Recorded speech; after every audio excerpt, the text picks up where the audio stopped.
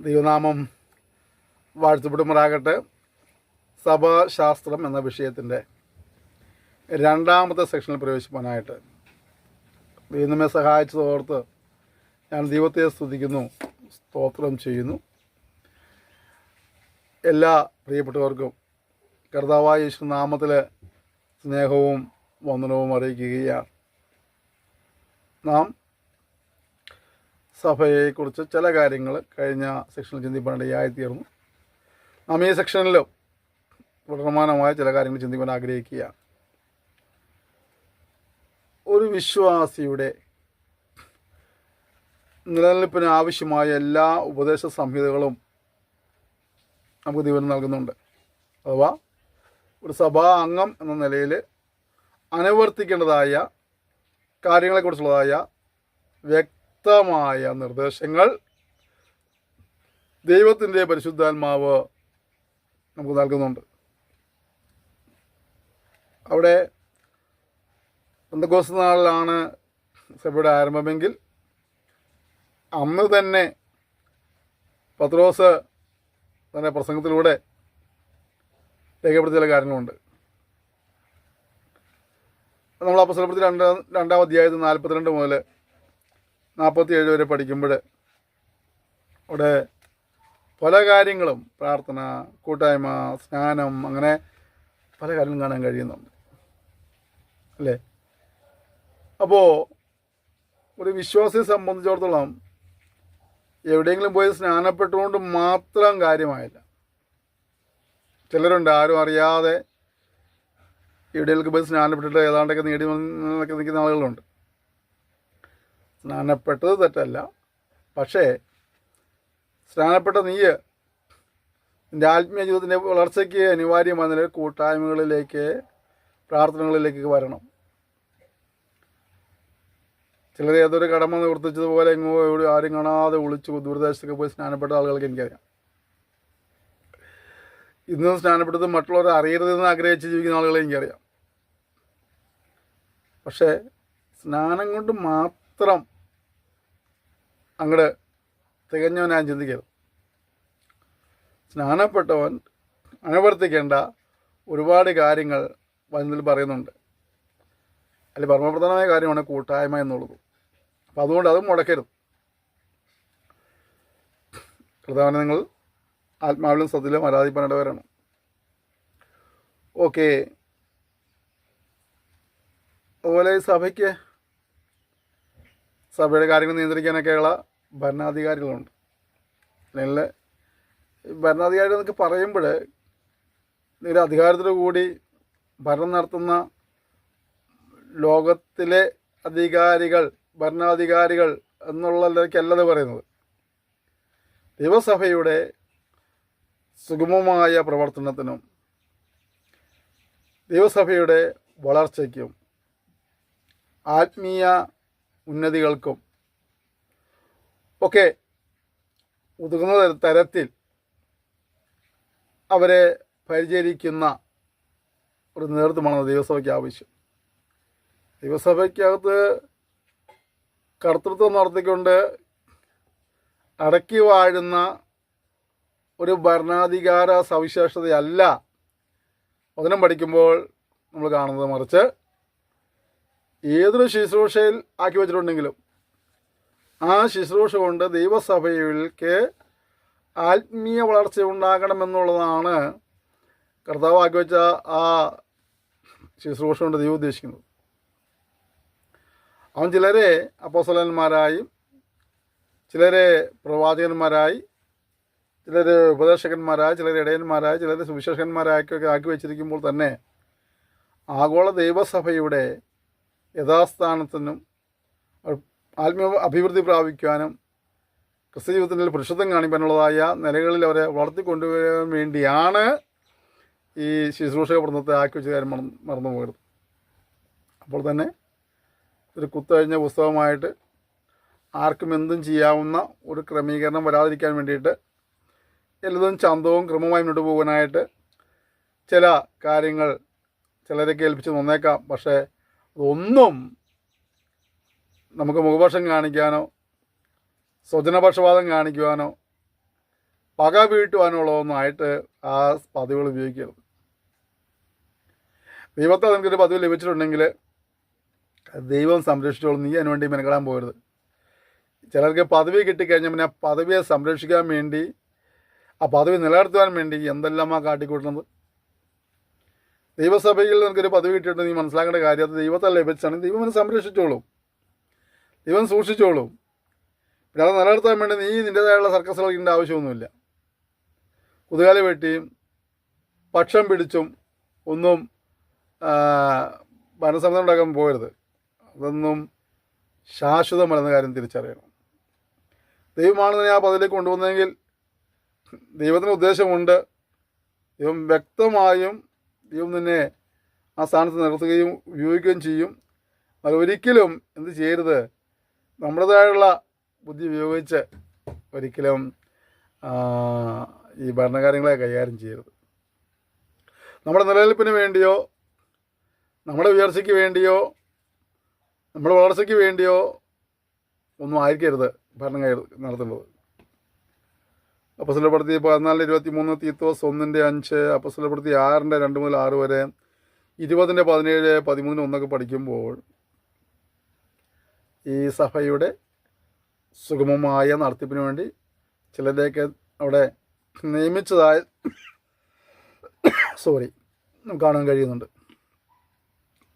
അവർ ആഴ്ചയുടെ 1 നാൾ അപ്പം തുറക്കുവാൻ കൂടി വന്നു നമ്മൾ വന്നിട്ട് വായിക്കുന്നുണ്ട്. ഈ ഇവർക്കൊക്കെ ഓരോ തരത്തിലുള്ള ശുശ്രൂഷകളുണ്ടായിരുന്നു, ശുശ്രൂഷ ബന്ധമുണ്ടായിരുന്നു അല്ലേ. എഫേസ്യർ 4:11, 1 പത്രോസ് 5:1, 2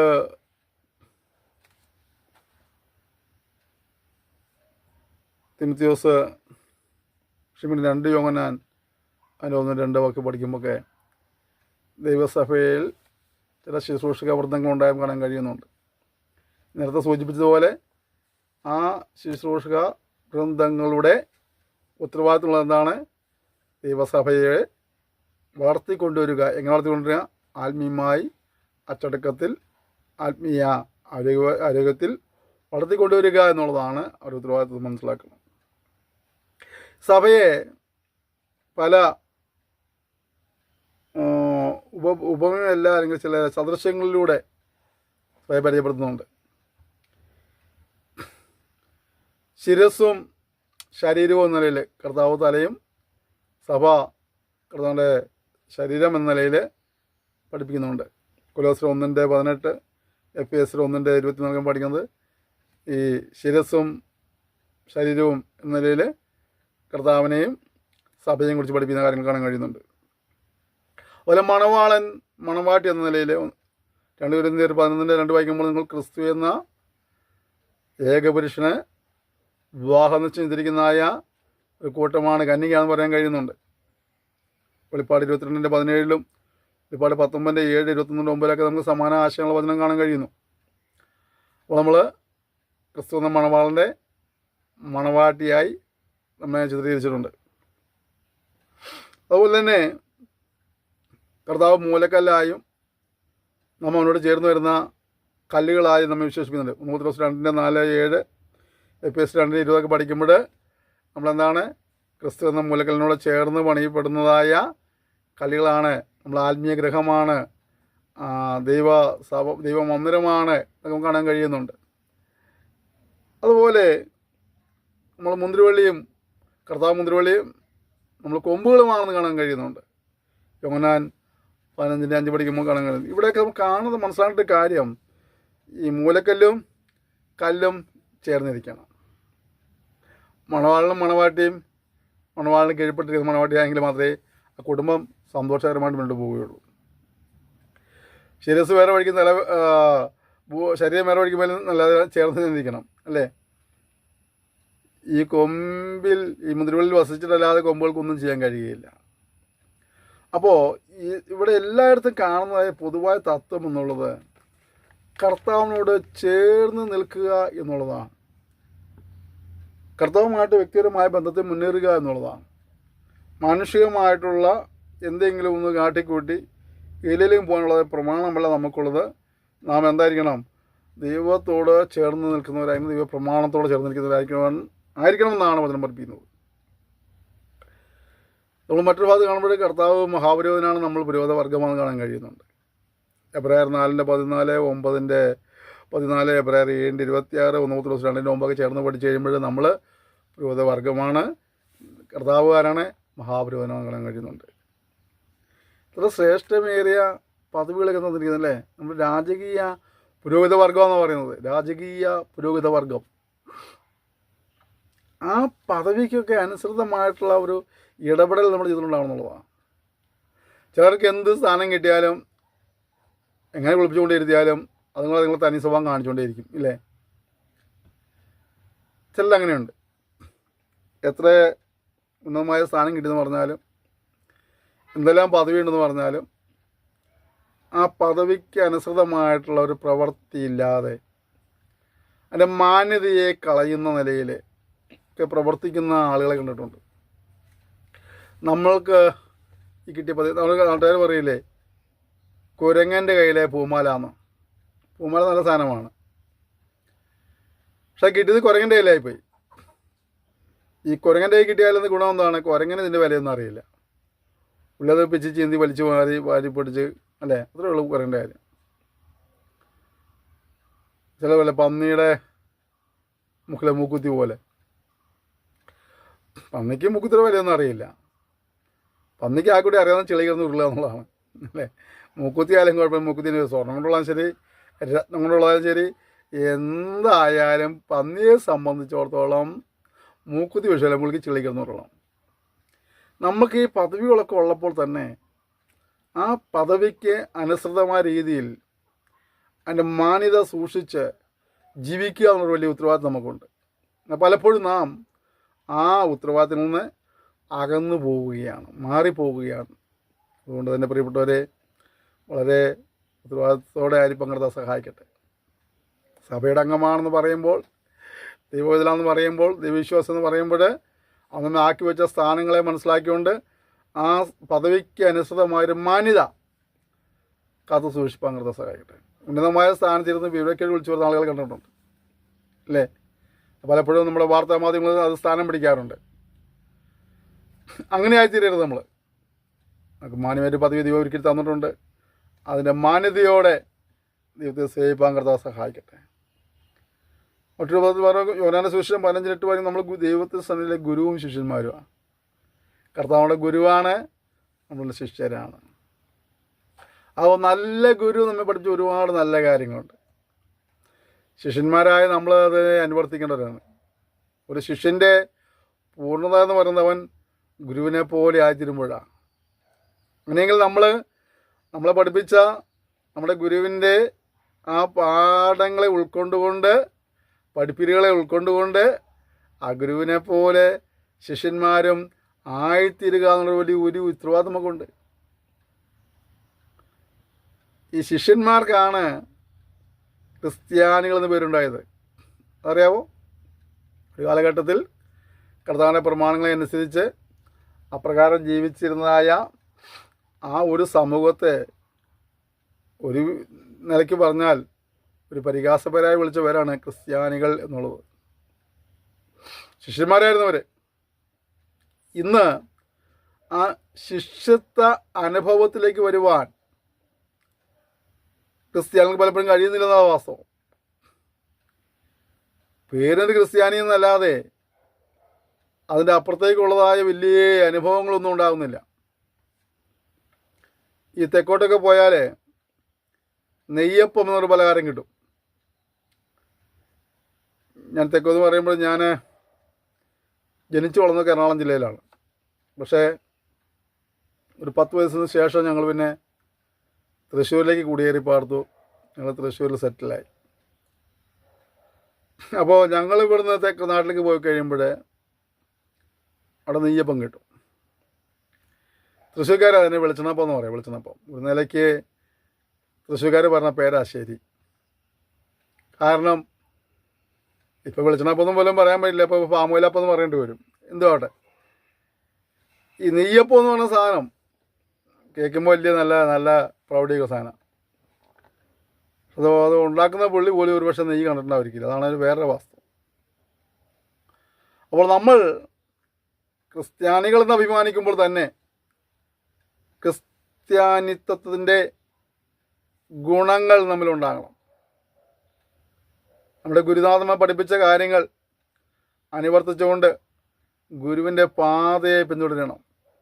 അത് നമുക്ക് പിൻപറ്റുവാനുള്ളൊരു മാതൃക വെച്ചിട്ട് പോയിരിക്കുക. കർത്താവ് നമുക്കൊരു കാൽച്ചൂട് പിന്തുടരാനുള്ളൊരു മാതൃക വെച്ചിട്ട് പോയിരിക്കുക.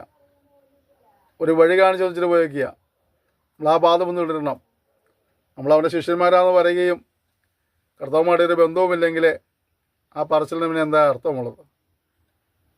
ഇത് പലരും അങ്ങനെയാണ്. എല്ലാം ക്രിസ്തുവിന് സ്വന്തം ആൾക്കാരെന്ന് പറഞ്ഞ ആൾക്കാരല്ല, കർത്താവ് സ്വന്തം ആൾക്കാരാണ്. പക്ഷേ കർത്താവുമായി വ്യക്തിപരമായൊരു ബന്ധമില്ല. അവൻ്റെ പ്രമാണങ്ങൾക്ക് അന്യപ്പെട്ടു പോയിട്ട് അവനെ ദിനംതോറും വേദനിപ്പിച്ച് ജീവിക്കുന്ന ആളുകളാണ് ചില പിള്ളേരില്ലേ. ചില കുടുംബങ്ങളിലെ വലിയ വലിയ തറവാട്ട് പേര് പറഞ്ഞ അല്ലെങ്കിൽ ചില കുഞ്ഞുങ്ങൾ ആ തറവാട്ടിലെ പിതാക്കന്മാരുടെ കാരണവന്മാരുടെ യാതൊരു ഗുണവും അവർക്കില്ലായിരിക്കില്ല ജീവിതത്തിൽ. അപ്പോൾ എന്ന് പറഞ്ഞാൽ ഇവിടെ നമ്മൾ ക്രിസ്തുവിനെ അനുഗമിക്കുന്ന ക്രിസ്തു ശിഷ്യരെന്ന് കുറ്റം കൊള്ളുന്ന ക്രിസ്തുവിന് സ്വന്തം ആളുകളെന്ന് പറയുന്ന ആളുകൾക്ക് പലപ്പോഴും ക്രിസ്ത്യാനിത്വത്തിൻ്റെ ഗുണങ്ങൾ കാണാറില്ല. അതുകൊണ്ട് തന്നെ പലപ്പോഴും ക്രിസ്ത്യാനിത്വം മറ്റുള്ളവർ മുമ്പിൽ അവഹേളിക്കപ്പെടാറുണ്ട്. ഒരു തിരിച്ചു വരവ് നമുക്ക് അനിവാര്യമാണ്. ഒരു നവോത്ഥാനം നമ്മളിൽ നടക്കണം, ഒരു നവീകരണം നമ്മുടെ ഉള്ളിൽ നടക്കണം. ഈ പോക്ക് പോയാൽ പോരാ. ദൈവസഭ എന്ന് പറയുന്നവരുടെ ഇടയിൽ പോലും ഒരു നവീകരണത്തിൻ്റെ ആവശ്യമുണ്ടെന്ന് കാലഘട്ടം നമ്മെ വിളിച്ചറിയിക്കുകയാണ്. മറ്റൊരു ഭാഗമാണ് അവൻ ഇടയനും നമ്മൾ ആടുകളുമാണ്. യോഹന്നാന്റെ സുവിശേഷം 10-ാം അധ്യായം 11-ാം വാക്യവും 14-ഉം 15-ഒക്കെ പഠിക്കുമ്പോൾ കാണുന്നത് നമ്മൾ ആരാണ്? കർത്താവ് എന്ന ഇടയൻ്റെ ആടുകളാണ്. ഇടയനും ആടുകളും തമ്മിൽ ബന്ധം ഉണ്ടാകണം. പലപ്പോഴും ഇടയനും ആടും തമ്മിൽ വലിയ ബന്ധം ഉണ്ടാകാറില്ല. ഇടയനെ ഇങ്ങോട്ട് വിളിക്കുമ്പോൾ അങ്ങോട്ട് പോകുന്ന ആടുകളാണ്. പേരിൽ യഹോവ ഇടയനാണെന്ന് എനിക്ക് മുട്ടുണ്ടാകുകയില്ല, ക്രിസ്തു വീടിൻ്റെ നായകൻ അല്ലേ, നമ്മളങ്ങനെയൊക്കെ എഴുതി വയ്ക്കാറില്ലേ. ചോദ്യം എന്ത് ബന്ധമാണ് നിനക്ക് കർത്താവുമായിട്ടുള്ളതെന്നുള്ളതാണ്. നിനക്ക് അവനെ എത്രമാത്രം അനുസരിക്കുവാൻ കഴിയുന്നുണ്ടെന്നുള്ളതാണ്. അവൻ്റെ കൽപ്പനകളെ നിനക്ക് എത്രമാത്രം പിൻപറ്റുവാൻ കഴിയുന്നുണ്ടെന്നുള്ളതാണ്. അവൻ്റെ ഹിതം മനസ്സിലാക്കി അവനിൽ നിന്ന് പ്രസാദം ലഭിക്കുന്ന രീതിയിൽ നിനക്ക് എത്രമാത്രം ജീവിക്കുവാൻ കഴിയുന്നുള്ള ചോദ്യം. സംസാരവും ചിന്തയും പ്രവൃത്തിയും ഒക്കെ എപ്രകാരമാണ്? അവരുടെ ദൈവനാമം മഹത്വപ്പെടുകയാണോ, ദൈവനാമം ദൂഷിക്കപ്പെടുകയാണോ ശാന്തമായി ചിന്തിക്കേണ്ടിയിരിക്കുന്നു. ലഭിച്ച പദവി, ലഭിച്ച താലന്തുകൾ, ലഭിച്ച സൗകര്യങ്ങൾ, ലഭിച്ച സമ്പത്ത്, ആയുസ്, ആരോഗ്യം, ഇതൊക്കെ എന്തിനു വേണ്ടി ചിലവഴിക്കുന്നത്? ദൈവനാമമഹത്വത്തിനാണോ? ദൈവരാജ്യ വ്യാപ്തിക്കാണോ? ഇത് സ്വന്തം നാമമഹത്വത്തിനും സ്വന്തം കേശ വീർപ്പിക്കാൻ വേണ്ടി മാത്രമാണ് ഇതൊക്കെ ഉപയോഗിക്കുന്നതെങ്കിൽ കണക്ക് പറയേണ്ടി വരും. അവൻ്റെ ആടുകളായി ഇടയൻ്റെ ശബ്ദം കേട്ട് ഇടയനെ അനുഗമിപ്പാനിടയായി തീരണം.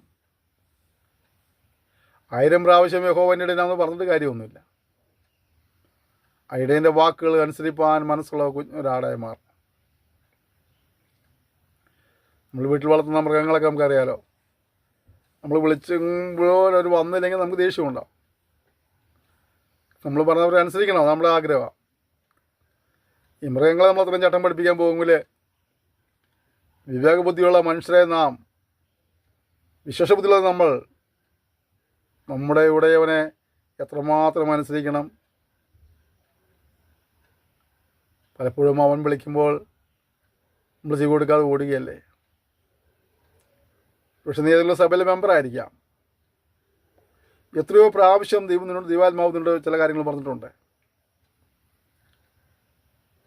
ദർശനങ്ങളിലൂടെ, ദൈവദാസന്മാരിലൂടെ, ദൈവവചനത്തിലൂടെയൊക്കെ പല കാര്യങ്ങളും കർത്താവ് പറഞ്ഞിട്ടും അതൊന്നും അനുസരിക്കാതെ, അതിന് ചെവി കൊടുക്കാതെ, പിടികൊടുക്കാതെ ഇന്നും ഓടുന്ന അനുഭവമാണെങ്കിൽ ആ ദൈവത്തിൻ്റെ ഇടയനാണെങ്കിൽ കുഞ്ഞാടായി അനുസരണ മനോഭാവത്തിൽ വരുവാനായി ദൈവത്തിൻ്റെ പരിശുദ്ധാത്മാവ് നിന്നെ ഈ സമയം ആഹ്വാനം ചെയ്യുകയാണ്. ദൈവത്തോട് പറയും, കർത്താവേ, പലപ്പോഴും എൻ്റെ ശബ്ദം കേട്ട വ്യക്തിയാണ്, അതിനനുസരിക്കാതെ പോയി, എന്നോട് ക്ഷമിക്കണമേ. ഇനിയുള്ള കാലം ഞാൻ നിൻ്റെ നാമത്തിൽ ജീവിപ്പാൻ, എൻ്റെ രാജ്യവ്യാപ്തിക്ക് നിലകൊള്ളുവാൻ എന്നെ സമർപ്പിച്ച് പറയുവാനായി കർത്താവ് നമ്മെ സഹായിക്കുമാറാകട്ടെ. നാം ദൈവം പഠിക്കുമ്പോൾ ഈ സഭാജനത്തിന് വിവിധ പേരുകൾ ദിവസങ്ങളിൽ കൊടുത്തും കാണാൻ കഴിയുന്നുണ്ട്. അപ്പോസ്തല പ്രവൃത്തി 11:26, 26:28, 1 ദിവസം 4:16 ചേർന്ന് പഠിക്കുമ്പോൾ ക്രിസ്ത്യാനികൾ എന്നൊരു പദം കാണാൻ കഴിയുന്നുണ്ട്. ദൈവജനത്തിന് പറ്റിയ ഒരു പേരാണെന്നാണ് ക്രിസ്ത്യാനികൾ, ക്രിസ്തുവിനെ അനുഗമിക്കുന്നവർ. സത്യം ക്രിസ്തുവിനെ അനുഗമിക്കാൻ കഴിയുന്നുണ്ടോ? അവൻ്റെ കൽപ്പനകളെ പിൻപറ്റാൻ കഴിയുന്നുണ്ടോ? അതെയോ നാം ഇപ്പോഴും നമ്മുടെ ഇഷ്ടത്തിനനുസരിച്ച് ഓടിക്കൊണ്ടിരിക്കുകയാണോ? എങ്കിൽ മടങ്ങി വരുവാൻ നമ്മെ വീണ്ടും വീണ്ടും ദൈവാത്മാവ് ആഹ്വാനിച്ചുകൊണ്ടിരിക്കുകയാണ്. ഒരുപക്ഷെ ഈ പാഠം പഠിച്ചുകൊണ്ടിരിക്കുമ്പോൾ തന്നെ ഒരു ക്രമീകരണത്തിലേക്ക്, ഒരു സമർപ്പണത്തിലേക്ക് വരുവാനായി കർത്താവിനെ സഹായിക്കുമാറാകട്ടെ. ക്രിസ്തുവിൻ്റെ അനുയായിയായി മാറുവാൻ കർത്താവിനെ സഹായിക്കുമാറാകട്ടെ. അപ്പോസ്തലപ്രവൃത്തി 13:52, 14:20, ലൂക്കോസ് 14:26-27 ചേർന്ന് പഠിക്കുമ്പോൾ നമ്മൾക്ക് ശിഷ്യന്മാർ എന്നൊരു പേര് കാണാൻ കഴിയുന്നുണ്ട്. നമ്മൾ നേരത്തെ ചിന്തിച്ച തൊട്ടുപോയ കാര്യങ്ങളാണ്. ശിഷ്യന്മാരായിരിക്കും. ആ ശിഷ്യത്വത്തിൻ്റെ ഒരു അനുഭവത്തിലേക്ക് വരുവാനെ കർത്താവ് സഹായിക്കട്ടെ. നമ്മൾ 12 ശിഷ്യന്മാരെ മാത്രം പഠിച്ചുകൊണ്ടിരിക്കുക. നമ്മൾ ശിഷ്യന്മാരെ തിരിച്ചറിയണം. ആ ശിഷ്യത്തിൻ്റെ അനുഭവം നമ്മളുണ്ടാവണം. ശിഷ്യന്മാരെ കർത്താവ് സേവിച്ചത് എങ്ങനെയായിരുന്നു? എന്ത് വില കൊടുത്താണ് അവർ യേശുവിനെ അനുഗമിച്ചത്? കർത്താവിനെ അനുഗമിച്ചതിൻ്റെ പേരിൽ, കർത്താവിൻ്റെ സാക്ഷ്യം വഹിച്ചതിൻ്റെ പേരിൽ പിൽക്കാലങ്ങളിൽ എന്തെങ്കിലും വില കൊടുക്കേണ്ടി വന്നു. അവരിൽ പലരും രക്തസാക്ഷികളായി മാറേണ്ടി വന്നു. നമ്മളും ആരാണ്? ശിഷ്യന്മാരായതുകൊണ്ട് ആ നിലകളിൽ കർത്താവിനെ സേവിപ്പാനുള്ള ഒരു മനസ്സ് നമുക്കുണ്ടാകട്ടെ. ഈ സഭാശാസ്ത്രം പഠിക്കുമ്പോൾ വലിയ ആഴ്മേറിയ കാര്യമൊന്നും പഠിച്ചില്ലെങ്കിലും മനസ്സിലാക്കേണ്ട കാര്യം ഇതാണ്: നാം കർത്താവിൻ്റെ ശിഷ്യന്മാരാണ്. ആ ശിഷ്യത്വത്തിൻ്റെ പദവിക്ക് അനുസൃതമായി നമ്മൾ മുന്നോട്ട് പോകണമെന്നുള്ള കാര്യം നാം ഒരിക്കലും മറന്നു പോകരുത്.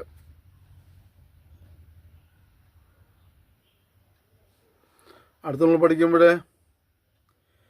വിശുദ്ധന്മാർ എന്നൊരു പദം കാണുന്നുണ്ട്. റോമർ 1:8, 1 കൊരിന്ത്യർ 1:2, എഫേസ്യർ 1:1, അങ്ങനെ പല ഭാഗങ്ങളിലും വിശുദ്ധന്മാർ എന്നൊരു പദം ഉപയോഗിച്ചിട്ടുണ്ട്. വിശുദ്ധന്മാർ, കർത്താവ് പറഞ്ഞു, ഞാൻ വിശുദ്ധനാകിയാൽ നിങ്ങളും വിശുദ്ധരായിരിപ്പീൻ. അപ്പോൾ ആ പേരിനൊക്കെ അനുസൃതമായിട്ടുള്ള ഒരു ജീവിത രൂപീകരണവും ഒരു ജീവിത ക്രമീകരണവും ഒക്കെ നമ്മൾ ഉണ്ടാകണം എന്നുള്ളതാണ്. ഈ പേരൊക്കെ എനിക്കും കൂടെ യോജിക്കുമോ എന്ന് ചിന്തിച്ചിട്ടാണ് ക്രമീകരണം വരുത്തുന്നത്. സഭാശാസ്ത്രം എന്നൊക്കെ പറയുമ്പോഴേ നമ്മുടെ ഉത്തരവാദിത്തങ്ങളിലൂടെ നാം ക്രമീകരണം പ്രാപിച്ചു മുന്നോട്ട് പോകുമെന്നാണ് ദൈവം നമ്മെക്കുറിച്ച് ആഗ്രഹിക്കുന്നത്.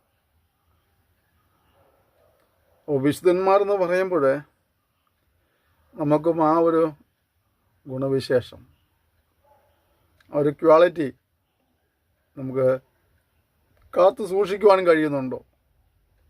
അത് എവിടെയെങ്കിലൊക്കെ നമുക്ക് വിശുദ്ധ അനുഭവം നഷ്ടപ്പെട്ടു പോകുന്നുണ്ടോ? ഉണ്ടെങ്കിൽ ആ തലങ്ങൾക്കൊരു മാറ്റം വരുവാനായിട്ട് നമ്മൾ ഏൽപ്പിച്ചു കൊടുക്കാം. മറ്റൊരു പേരാണ് വിശ്വാസികൾ. എഫേസ്യർ 1:1, യാക്കോബ് 2:26 പഠിക്കുമ്പോൾ പല ഭാഗത്ത് പറയുന്നുണ്ടെങ്കിൽ ഞാനത് റെഫറൻസ് മാത്രം പറഞ്ഞു തന്നിട്ടുള്ളൂ. വിശ്വാസികൾ. സത്യമായി വിശ്വാസമുണ്ടോ? നമുക്ക് പലപ്പോഴും പേര് വിശ്വാസി എന്നാണെങ്കിലും പ്രതികൂലങ്ങൾ കടന്നു വരുമ്പോൾ, പ്രയാസങ്ങളുണ്ടാകുമ്പോൾ, പ്രതിസന്ധികളുണ്ടാകുമ്പോൾ നമുക്ക് പലപ്പോഴും എന്തുണ്ടാകാറില്ല, ഈ വിശ്വാസം നമ്മിൽ കുറഞ്ഞു പോകാറുണ്ട്. കഷ്ടങ്ങളിലും പ്രയാസങ്ങളിലും പ്രതികൂലങ്ങളൊക്കെ സാഹചര്യത്തെ പെരുപ്പിച്ച് കാണിച്ച് വിഷാദം വന്നിട്ട് പലതും പറയുമ്പോൾ അവൻ്റെ വാക്കിൽ വിശ്വസിച്ച് അവിശ്വാസത്തിൻ്റെ വാക്ക് പറഞ്ഞ്, നിരാശയുടെ വാക്കുകൾ പറഞ്ഞ് നെടുവേർപ്പെടുന്നവരോട് കണ്ടിട്ടുണ്ട്. എബ്രായ ലേഖനത്തിൽ പൗലോസ് പറയുന്നുണ്ട് 2:12 അവിശ്വാസമുള്ള ദുഷ്ടഹൃദയം നിങ്ങളിൽ ഉണ്ടാകരുത്. ജീവനുള്ള ദൈവത്തെ ത്യജിച്ചു കളയുവാനത് കാരണമായി തീരുമെന്നുള്ളതുകൊണ്ട് അവിശ്വാസമുള്ള ദുഷ്ടഹൃദയം നമുക്കുണ്ടാകരുത്. കേൾക്കുന്ന പ്രിയപ്പെട്ടവരെ, വിശ്വാസങ്ങളുടെ പേര് വിശ്വാസങ്ങൾ തന്നെയാണ്. അതേസമയം ആ വിശ്വാസം നമ്മളിലുണ്ടോ? വചനം പറയുന്നത് വിശ്വസിച്ചാൽ നീ ദൈവത്തിൻ്റെ മഹത്വം കാണും. ദൈവത്തിൻ്റെ മഹത്വം കാണത്തക്ക രീതിയിലുള്ള ഒരു വിശ്വാസം നമ്മൾ ഉണ്ടാകുന്നുണ്ടോ? പ്രതിസന്ധികളിൽ, പ്രതികൂലങ്ങളിൽ, കഷ്ടതകളിൽ ഒക്കെ എൻ്റെ ദൈവം എന്നെ വിടുവിക്കും, എൻ്റെ ദൈവം എന്നെ രക്ഷിക്കും, എൻ്റെ ദൈവം എന്നെ ആശ്വസിപ്പിക്കും, എൻ്റെ ദൈവം എന്നെ സഹായിക്കും, ഞാൻ അവനെ മാനിച്ചാൽ അവനെ മാനിക്കും എന്നുള്ളതായ വിശ്വാസം നമ്മെ ഇടയായിരുന്നുണ്ടോ? ഞങ്ങളുടെ സന്ദർഭങ്ങൾ നാം നിരാശപ്പെട്ട് പിറുപിറുക്കുകയും നിരാശയുടെ വാക്കുകൾ പറയും പിന്മാറിപ്പിച്ചെന്നൊരു അനുഭവമാണ്. ഞാൻ ഇത്രമാത്രം പ്രാർത്ഥിച്ചിട്ട്, ഉപവസിച്ചിട്ട്, ആരാധിച്ചിട്ട്, സാക്ഷ്യം വഹിച്ചിട്ട്, കർത്തവ്യം ചെയ്തിട്ട് എന്തുകൊണ്ടെങ്കിലും സംഭവിച്ച് ചോദിച്ച് നിരാശപ്പെട്ടു പോവുകയാണെങ്കിൽ അപേക്ഷകളെ മനസ്സിലാക്കി ദൈവത്തോടെ തെറ്റുകളെ തെറ്റ് പറഞ്ഞ് ഒരു പുതിയ ക്രമീകരണത്തെ ദൈവത്തെ പരിൽപ്പിച്ചു കൊടുക്കാം. ആ പേര് എന്താ? വിശ്വാസി. എന്താ വിശ്വാസം? വിശ്വാസം എന്നതോ ആശിക്കുന്നതിൻ്റെ ഉറപ്പും കാണാത്ത കാര്യങ്ങളുടെ നിശ്ചയമാണ്. അപ്പോൾ നമ്മൾ ഏത് വിഷയത്തിന് പ്രാർത്ഥിക്കുമ്പോഴും ആ പ്രാർത്ഥന മറുപടി നമുക്ക് ലഭിക്കും എന്നുള്ള വിശ്വാസത്തോടെ, നമ്മൾ മുമ്പിൽ നിന്ന് കൺമുമ്പിൽ കാണുന്നില്ലെങ്കിലും അത് നമ്മുടെ ജീവിതത്തിൽ സംഭവിക്കുന്നുള്ള വിശ്വാസത്തോടെ ഇത് സേവങ്ങളെ സഹായിക്കുമ്പോഴാകട്ടെ. വിശ്വാസത്തിൽ ആരോഗ്യമുള്ളവരായി തീരുവാനായിട്ട് നമുക്ക് ഇതൊന്നും സഹായിക്കട്ടെ. വിശ്വാസത്തിൽ നിലനിൽക്കുന്നുണ്ടോ നമുക്ക് ശാന്തമായി നമ്മൾ പരിശോധിക്കാം. വിശ്വാസത്തിൽ ആരോഗ്യമുള്ളവരായി തീരുവാൻ കർത്താവേ, എൻ്റെ അവിശ്വാസം ക്ഷമിക്കണമേ, എൻ്റെ വിശ്വാസത്തെ എനിക്ക് വർദ്ധിച്ചു തരണമെന്ന് നമുക്ക് ദൈവത്തോട് ഒരുമിച്ച് പ്രാർത്ഥിക്കാം. ഈ പേരുകളെല്ലാം പഠിക്കുമ്പോൾ അതിനനുസരിച്ച് ജീവിതത്തെ ക്രമീകരിച്ചുകൊണ്ട് പുതിയ തീരുമാനത്തോടെ, സമർപ്പണത്തോടെ ദൈവത്തെ സേവിച്ച് ദൈവകാര്യങ്ങൾ പ്രായപ്പനാ ദൈവമിൽ സഹായിക്കട്ടെ. നമുക്ക് ഒരുമിച്ച് പ്രാർത്ഥിക്കാം. സ്വർഗീയ പിതാവേ, തന്ന സെക്ഷനായ സ്തോത്രം ചെയ്യുന്നു. നിങ്ങളുടെ വിധങ്ങളിൽ സംസാരിപ്പാനിടയായി തീർന്നല്ലോ. ഞങ്ങൾ വചനം പഠിക്കുമ്പോഴൊക്കെ കർത്താവിൻ്റെ ജീവിതത്തിൽ ഓരോന്നും പ്രാവർത്തികമാക്കിക്കൊണ്ട് അങ്ങേ സേവിപ്പാൻ, ഞങ്ങളുടെ വരുന്ന ആൾ നല്ലതിനും വിശ്വസനും ദാസിനും വിളിവെപ്പാൻ സ്വർഗം സഹായിക്കുമ്പോഴാണെന്ന് പ്രാർത്ഥിക്കുന്നു. പഠിതാക്കളെ എല്ലാവരും നീ അനുഗ്രഹിക്കണമേ. ഇതിൻ്റെ അധ്യാപകരെയും നടത്തിപ്പോരെല്ലാം കർത്താവ് അനുഗ്രഹിക്കുമ്പോഴാകണമെന്ന് പ്രാർത്ഥിക്കുന്നു. എല്ലാം മുഖാന്തരം നീ അനുഗ്രഹിക്കുമ്പോഴാണമേ. നമ്മൾ ഓരോ പാഠം പഠിക്കുമ്പോഴും നിന്നോട് ഓരോ പടിയുടെ അടുക്കുവാനായിട്ട് കൃപ എല്ലാവർക്കും നൽകപ്പെടുമാറാകണമെന്ന് പ്രാർത്ഥിക്കുന്നു. തിരുനാമത്തെ പിന്നെ മഹത്വപ്പെടുത്തിയാട്ടെ. യേശു നാം തന്നെ, ആമേൻ. ക്ഷമയോടെ ഈ സന്ദർശനത്തിന് വെച്ച് ഞാൻ നന്ദി പറയുന്നു. ഇത് നിങ്ങളെല്ലാവരെയും ധാരാളമായിട്ട് അനുഗ്രഹിക്കുമാറാകട്ടെ. കർത്താവ് ഒരു താമസിച്ചാൽ നമുക്ക് അടുത്ത സെക്ഷനിൽ വീണ്ടും കാണാം. അതുവരെയും കർത്താവിൻ്റെ വിസ്താരമായ ചെറുകടി നമ്മൾ സൂക്ഷിക്കാനായിട്ട് നമുക്ക് പരസ്പരം ഓർത്ത് പ്രാർത്ഥിക്കാം. നിങ്ങൾ നൽകുന്ന സഹകരണത്തിനും പ്രോത്സാഹനത്തിനും പ്രാർത്ഥനയുടെ പിൻബലത്തിനു വേണ്ടി ഒരിക്കൽ കൂടി നന്ദി പറയുന്നു. ഇവ നിങ്ങളെല്ലാവരെയും ധാരാളമായി അനുഗ്രഹിക്കുമാറാകട്ടെ. Thank you. May God bless you.